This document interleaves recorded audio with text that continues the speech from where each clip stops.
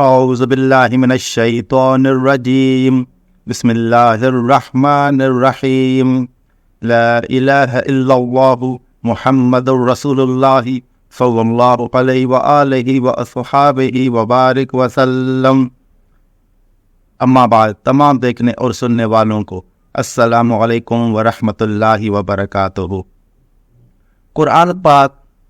شریعت اور دین کے متعلق کیا کیا ہدایتیں ہمیں دیتا ہے اور کیا چیزیں ہمیں سمجھاتا ہے، اور قرآن پاک خود اپنے متعلق کیا کہتا ہے، اس کے متعلق ہم نے ایک ویڈیو سیریز شروع کی ہوئی ہے اور ہم وقتاً فوقتاً اس موضوع پر ویڈیوز اپلوڈ کرتے رہتے ہیں۔ اور آج اس موضوع کے متعلق ہم جو آیت لے کے آئے ہیں وہ سورہ مائدہ کی آیت نمبر 101 ہے۔ اللہ پاک اس آیت میں فرماتے ہیں، یا ایھا الذین آمنوا لا تسألوا عن اشیاء ان تبد لکم تسؤکم وان تسألوا عنہا حین ینزل القرآن تبد لکم عفا اللہ عنہا واللہ غفور حلیم۔ اے مومنو، اے ایمان والو، ایسی باتیں مت پوچھو کہ اگر تم پر ظاہر کی جائیں تو تمہیں بری لگیں، اور اگر یہ باتیں ایسے وقت میں پوچھو گے جب کہ قرآن نازل ہو رہا ہے تو تم پر ظاہر کر دی جائیں گی۔ گزشتہ سوالات اللہ نے معاف کر دیے ہیں اور اللہ بخشنے والا بردبار ہے۔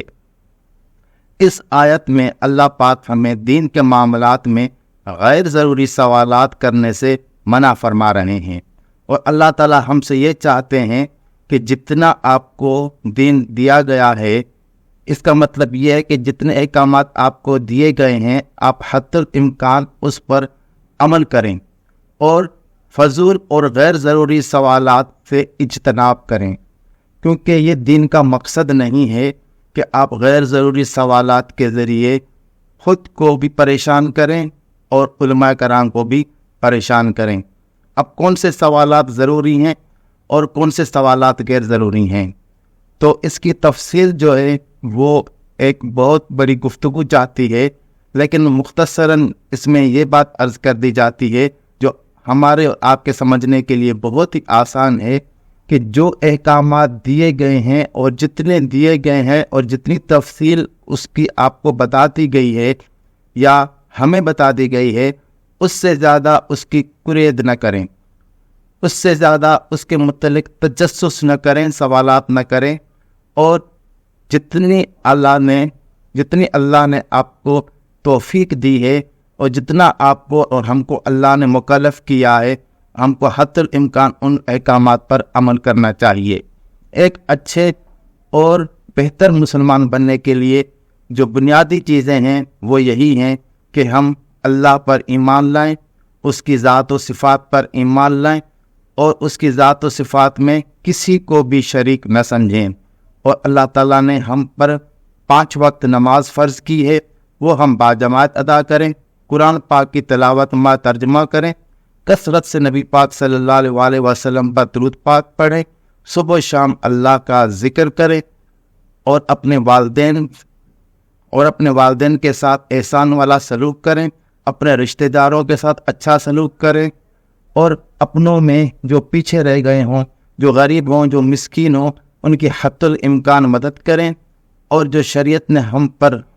حدود جاری کی ہیں ان حدود کا خیال رکھیں، اور ہم اچھا کمائیں، حلال کمائیں، شادی کریں، اور اللہ کی توفیق سے ہم بچے پیدا کریں، ان کو اچھی تعلیم دیں۔ ایک اچھے اور بہترین معاشرے کے قیام کے لیے دین نے ہمیں جو احکامات دیے ہیں، ہم حد الامکان اور